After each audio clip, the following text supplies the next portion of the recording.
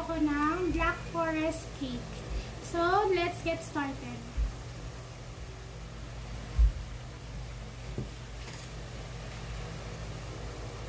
So, first, lagyan natin siya ng cream dito. Small amount of cream will do para mag-stick yung ating sponge cake at hindi siya malaglag. So, I'm using chocolate sponge cake for our Black Forest cake.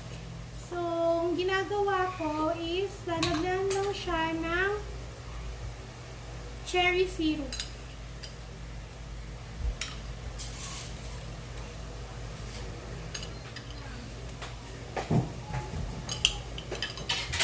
Wow, nag-shopping ka.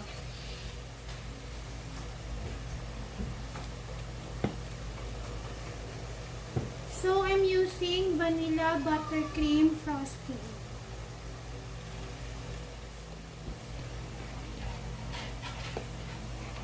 Sobra.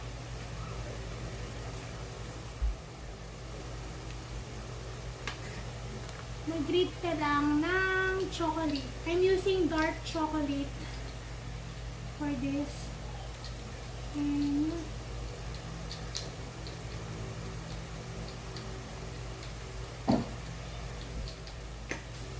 for more chocolatey flavor.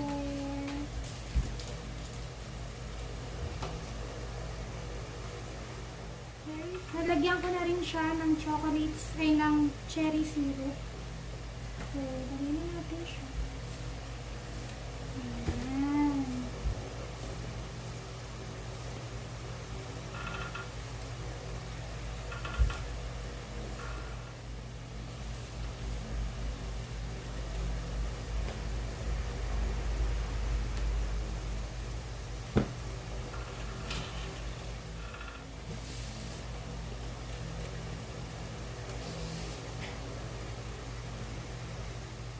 Ating chocolate for garnish.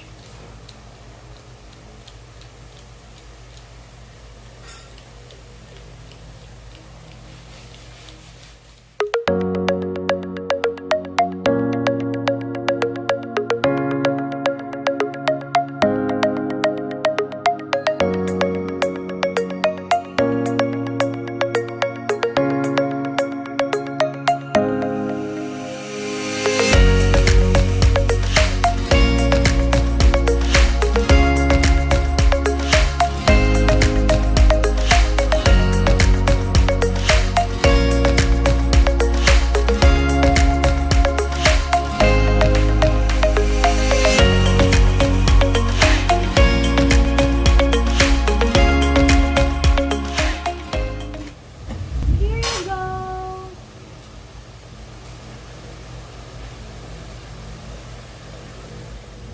This is our Black